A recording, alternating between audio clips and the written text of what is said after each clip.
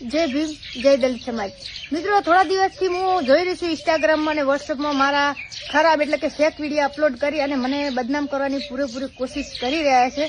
અને મારા દલિત સમાજને હું કહેવા માંગુ છું કે 3 મહિના અગાઉ મેં જે એટ્રોસિટી કરેલી એના કારણે મારા દુશ્મનો બહુ વધી ગયેલા છે. એટ્રોસિટી કરવાનું કારણ કે જે મારી જાતિ વિરુદ્ધ અને સમાજ વિરુદ્ધ ખરાબ કોમેન્ટો આજ દિવસ કરતા આવ્યા, મેં ચલવી લીધું, ખરાબ રોસ્ટ મારતા, સમાજ ઉપર અપશબ્દ બોલી જવું અને હવે ચૂપ રહેવામાં નહીં આવે, કારણ કે સમાજની ઇજ્જતની સવાલ છે મિત્રો, કે આપણી સમાજની બેન દીકરીની ઇજ્જત ઉપર આવી ગયા છે. આ લોકો અત્યારે સોશિયલ મીડિયામાં ખરાબ વિડીયો અપલોડ કરી રહ્યા છે અને મને નીચું દેખાડવાની ફૂલ કોશિશ કરી રહ્યા છે. મારા વિરુદ્ધ એટલા વધી ગયા છે જે મેં આ સવાલ ઉઠાવ્યો કે અમારી જાતિ વિરુદ્ધ આવી કોમેન્ટો અને મને બહુ અપમાનિત શબ્દો બોલેલા છે.